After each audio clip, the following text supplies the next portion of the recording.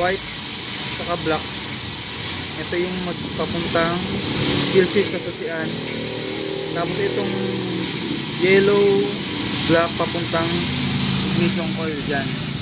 Tapos itong black, ito yung ground ng Kawasaki.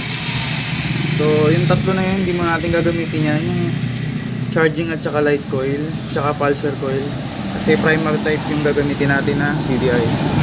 So ayan, nakakabit ko na. Ayan, so nakabit ko na. Bali itong motor na nga pala to, dinala sa atin, ganito na yung wiring, kalas nila, hindi na mapaandar. So dinala sa atin dito. Ngayon subukan natin pandarin na gamit ang pang primary na CDI, yung pang ano to, HD3. Bali ito, hindi mo natin ito gamitin.